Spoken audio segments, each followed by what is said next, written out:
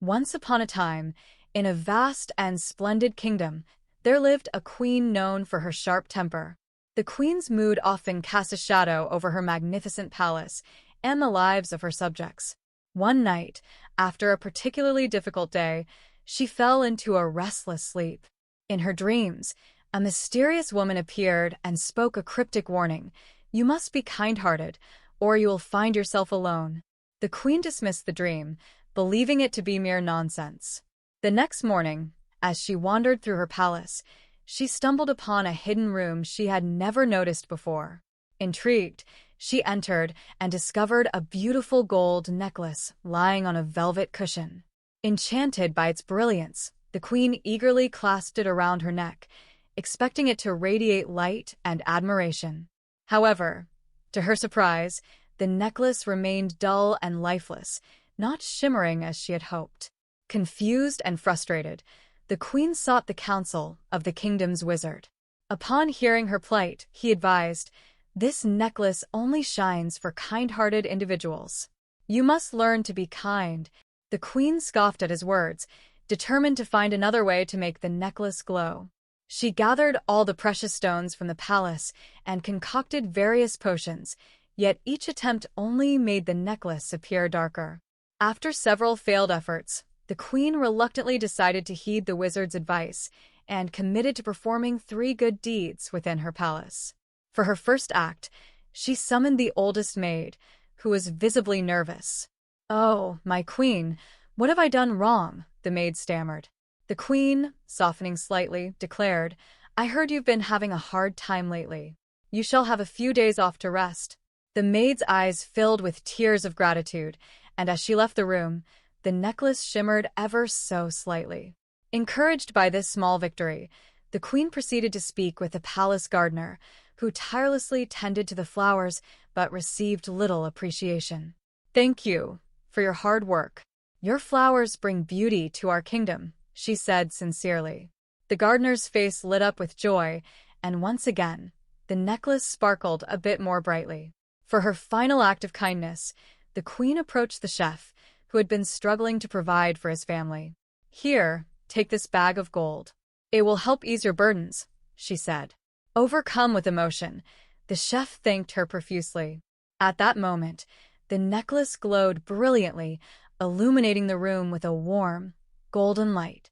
When the queen gazed into a mirror, she was astonished to see the necklace radiating beauty. Her husband, the king, noticed the change in her demeanor and decided to bring her breakfast, surprised by the newfound glow around her. For the first time, the palace staff admired not only the queen's necklace, but also the kindness that had begun to shine through her actions.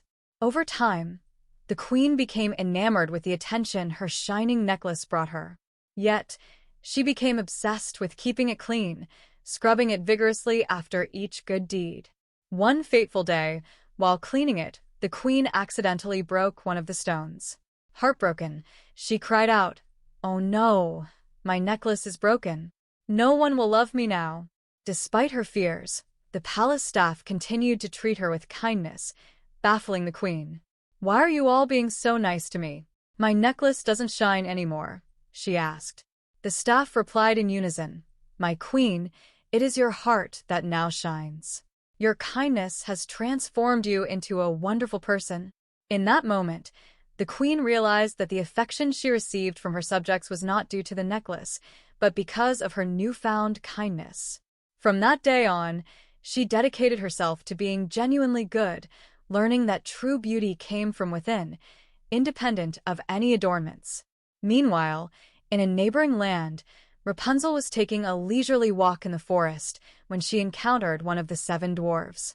Curious about his activity, she learned that he was crafting a special necklace of bird feathers for Snow White's birthday. The dwarf invited her to the celebration that evening, and Rapunzel was delighted. Unbeknownst to them, the envious Queen Hela was spying through her crystal ball, plotting to harm Snow White. Jealous of Snow White's beauty, Hela quickly made her move.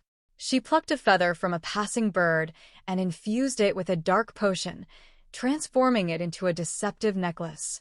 As the party began, Snow White opened the door to find an old woman begging for food. Snow White, ever kind-hearted, invited the old lady in. While the festivities continued, the wicked queen stealthily swapped the gift box with her cursed necklace. When the happy dwarf presented the feather necklace to Snow White, the magic instantly turned the feathers into sticky spider webs, ensnaring her. The old woman's true identity was revealed as she transformed back into Queen Hela, cackling triumphantly. At last, my plan is complete. Snow White struggled in fear, but Rapunzel sprang into action, slicing through the webs with a nearby knife. With a swift move, she picked up the feather and pressed it against Hela's chest, causing her to shriek in terror. In a whirlwind of magic, Hela transformed into a massive spider. The dwarves, along with Rapunzel, trapped the Spider Queen in a closet, leaving her fate uncertain. Grateful for Rapunzel's bravery, Snow White and the dwarves praised her as a true hero. They learned that courage and friendship could overcome even the darkest of spells. Hours before the full moon, the wicked witch Rosa clutched her wish necklace, preparing to gain ultimate power. Tonight, I shall become the strongest witch in the lands. Meanwhile, Beauty and Prince Richard embarked on a perilous journey to retrieve the necklace before Rosa's wish could be fulfilled. As they traversed the dark forest, a thick fog enveloped them, disorienting their path. Suddenly, their horse became spooked, throwing them both into the murky underbrush. The king and queen, watching from afar, were filled with dread at the thought of their beloved daughter in danger. Amidst the fog, a skunk appeared, alarmed at their presence. "You can't scare me," he exclaimed, sensing their anxiety. The skunk soon learned of Rosa's evil plot and decided to help the princess and prince navigate through the thick fog to the witch's castle. Upon reaching the castle, the full moon shone brightly, and Rosa harnessed its light to enhance her power. "I wish to be the most powerful witch in the land," she declared, trapping the moon's light within her necklace. With her newfound strength, she easily captured Beauty and Prince Richard, imprisoning them in her cellar. The skunk, witnessing the unfolding events, bravely concocted a plan.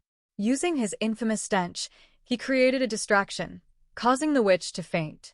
Seizing the opportunity, the skunk retrieved the wish necklace and delivered it to Beauty, who wasted no time in making her wishes. "I wish for all of us to escape, and for Rosa to be transformed into a mouse," she cried. In an instant, they found themselves safely back in the palace, while Rosa was shrunk to a tiny mouse, helpless against her own cat. As the sun rose over the kingdom, Beauty and Prince Richard celebrated their victory alongside their new friend, the skunk. Grateful for his bravery, they invited him to live in the palace as a cherished companion. For the first time, the skunk felt the warmth of friendship and the joy of belonging. In a faraway land, a monster resided in the desert, thriving on fresh soil and green plants.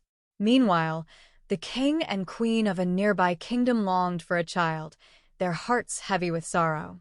One night, the queen wandered into the desert, where she encountered the monster but felt no fear. As she made a wish upon a falling star for a daughter, a star fairy appeared, guiding her to walk through the desert for 7 days and nights. After her journey, she found a tiny baby abandoned in the sand and brought her home. They named her the Earth Princess. As the Earth Princess grew, her magical powers blossomed. She could create real flowers and butterflies simply by drawing in the sand. Her father, the king, kept her abilities a secret to protect her from harm. One fateful day, the desert monster caught a whiff of the kingdom's crops and moved toward it, causing panic among the villagers. The king, desperate to protect his kingdom, faced the monster but failed to stop it. Just as the monster prepared to attack him, the Earth Princess intervened, drawing a shield in the sand to protect herself and her father. With her magic, she created a bucket that became real, trapping the monster's head and blinding it. Summoning her strength, the Earth Princess conjured a powerful tornado, driving the monster far away from the kingdom. The people erupted in cheers, celebrating her bravery and the protection of their lands. From that day forward, the Earth Princess became the guardian of her kingdom, ensuring that the soil remained rich and fertile. She understood better than anyone that without soil, life could not thrive. Her courage and magic united the kingdom in love and harmony, forever cherishing the bond between them and the land they called home.